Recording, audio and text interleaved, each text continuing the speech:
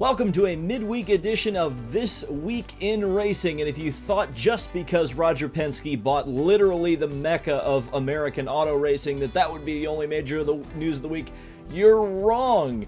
We have got the Busch brothers signing big deals both in NASCAR and in IMSA, believe it or not, as well as autonomous, driverless cars racing at the Indianapolis Motor Speedway. And to top it all off, we actually had some information break here on this channel last night when I got to speak with Adam Stern about the 2021 NASCAR schedule. Why are we going midweek? Well, if you haven't already heard, I'm going to be heading to California tomorrow to take my SCCA racing driver's test in a Formula 1600 car. That should be a lot of fun, and I will have coverage on the channel of that.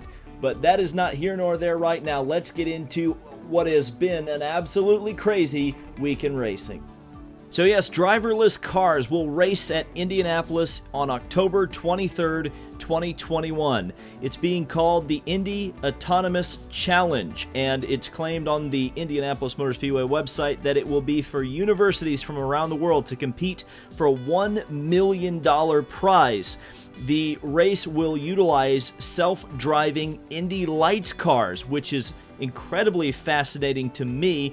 The universities that will be competing for this prize will actually be tasked with creating software to make their Indy Lights cars go around the track faster than the other ones. But if you have ever seen an Indy Lights race at the Indianapolis Motor Speedway, and if you haven't, do it.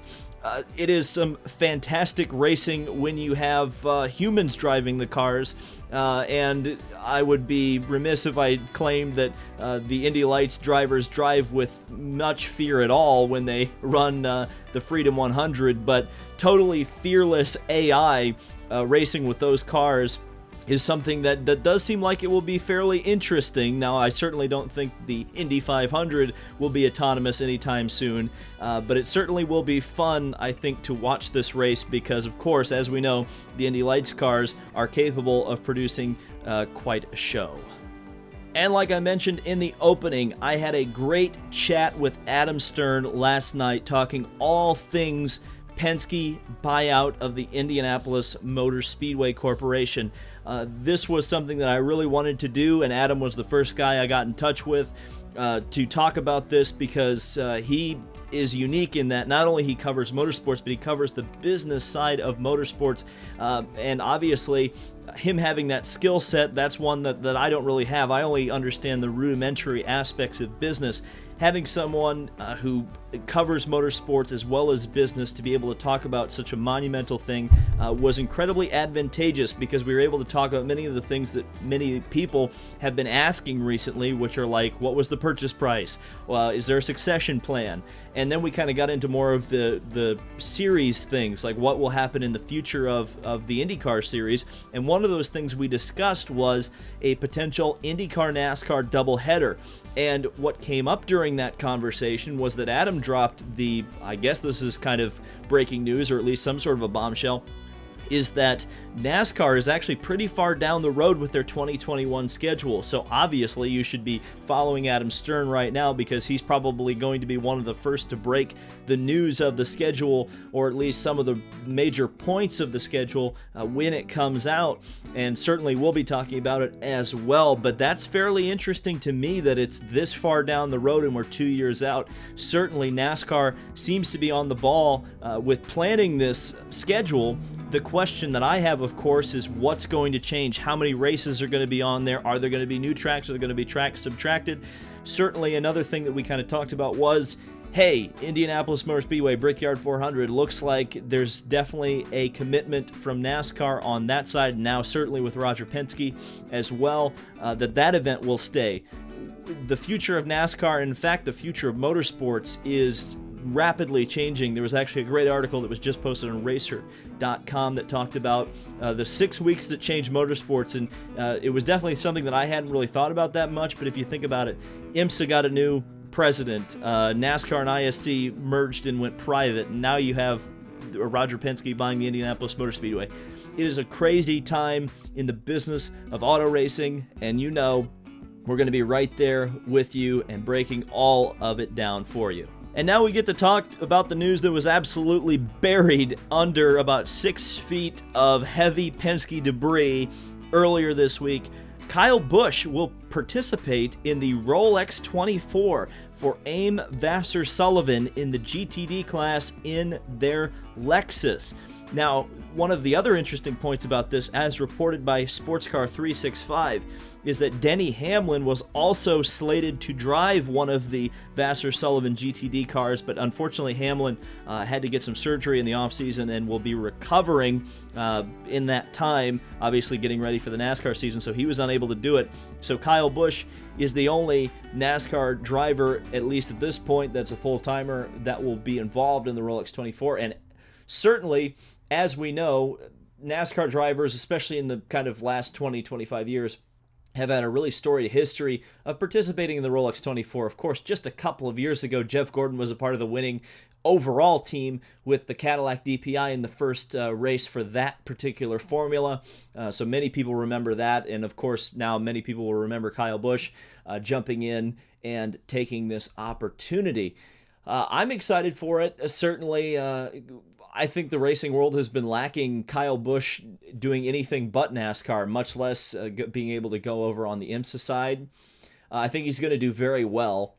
There were some comments that he made kind of in the press conference that he wasn't, it didn't seem like he was entirely confident that he will be right up there immediately. He doesn't even know if he's a day or night guy yet. He hasn't even taken a lap in the car. I don't think he's going to have a problem. I think he's going to be right there with his contemporaries in the seat. I'll put it this way. I don't think he's going to be a liability to the team. I don't think Kyle Busch is going to make a difference whether he wins the Rolex 24 in the GTD class or whether he doesn't win the Rolex 24 in the GT class. What is kind of fascinating is, I'm sure as you've already clicked on this video, is that the Busch brothers have not just been signing deals recently, and a lot of it, yes, is due to the media kind of asking this question, but they haven't exactly shied away from the Indy 500 question. And Kyle Busch, specifically when talking to Bob Pockrass earlier this week, mentioned that, a couple years ago he had a deal absolutely in place, ready to go, and was just shopping it around with teams. And he mentioned specifically that one of those was Team Penske. Is there a possibility that he could eventually actually do the Indy 500? Is the deal that was in place in 2017 still available to possibly do for this year for Kyle Busch? And there's still been the question of who actually stepped in and prevented Kyle Busch from running the Indy 500 a couple of years ago. Was it Coach Joe Gibbs? Was it Toyota? Obviously, looking at this Rolex deal that's gone on right now, Lexus is obviously a subsidiary of Toyota Motor Company, and obviously, Kyle Busch is one of the leading drivers on the Toyota factory team in NASCAR. So the crossover appeal from a marketing perspective, obviously that works for Toyota and Lexus, no problem. Now, were Kyle Busch to go over and drive a Honda, then you start thinking, oh, okay, maybe that wouldn't work. And then even if he goes and drives a Chevy-powered car, who competes with Toyota in NASCAR? So you can see the problem. From an absolutely selfish perspective, I absolutely want to see Kyle Busch in the Indy 500. No question about it. I think he's the perfect driver to take on that sort of a challenge. But, I'm not going to be too greedy either. I'll take what I can get, and seeing as Kyle Busch is going to be participating in IMSA, that will help the eyeballs on that event as the Jeff Gordon thing did a couple of years ago from the NASCAR side of the fandom. Obviously, you talk about the racing world as a whole, pretty much everybody cares about the Rolex 24, but sometimes you get some of those, really hardcore NASCAR fans that won't watch anything until a NASCAR driver participates, and that's why we have bandwagon guides. I guess I have to bring that back for the Rolex 24 this year. But yeah, I think it's a great thing. And then kind of to move on to the next point in this video, Kurt Busch just signed a deal, and guess what one of the first things he talked about was? So, Kurt Busch has re-signed with Ganassi Racing and Monster Energy, and as reported by our pal Adam Stern, it's a 2-year extension. But one of the very first things Kurt Busch talked about was the Indy 500 and running it in 2014. Is he sending a hint here? It certainly seems like it. Certainly seems like it. Now, here's the thing. Between the two Busch brothers at the moment, thinking about this from the perspective of which one is more likely to run the Indy 500, I have to say right now I think it's Kurt.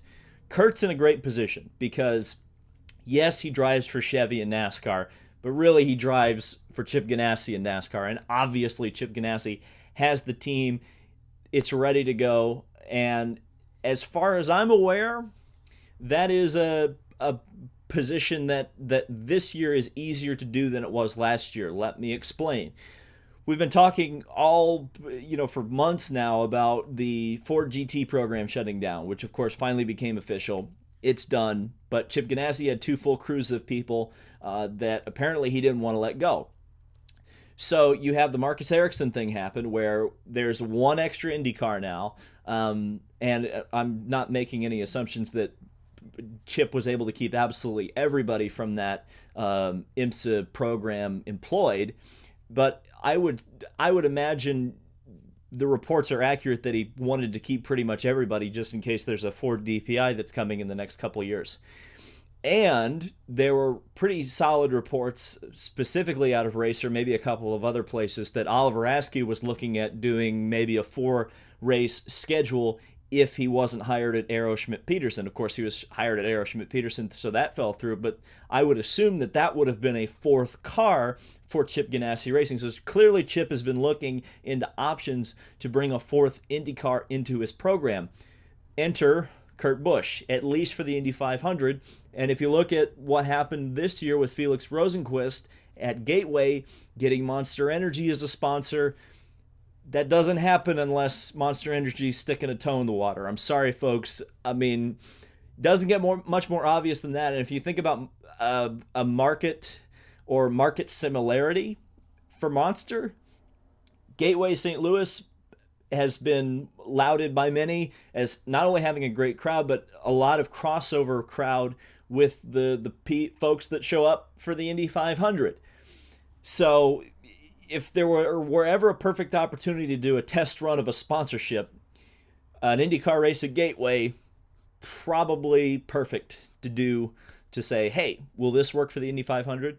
So I would say of the Busch brothers, Kurt Busch is probably the most likely if he were to do an Indy 500 run next year, but never say never. I mean, I always point out, remember the Danica Patrick thing 2 years ago had not broken. 3 years ago, the Fernando Alonso thing was 7 months out. There's a lot of surprises on that Indy 500 front that we're, of course, going to continue to be surprised by and continue to talk about on this show. So again, midweek this week in racing, because of course I'll be going to California to drive an F1600 car, hopefully get my racing license. That'll be awesome, a lot of fun. Thanks to Charles Anthe for that. Also thanks to Adam Stern for coming on the channel yesterday and dropping a little bit of knowledge. I always appreciate it. Thank you guys so much for watching. This has been David Land on YouTube. Oh yeah, I'm going to be on the NASCAR Weekly podcast too, but that might be going on as I upload this, so who knows. We'll see you in the next video. Subscribe for more motorsport content.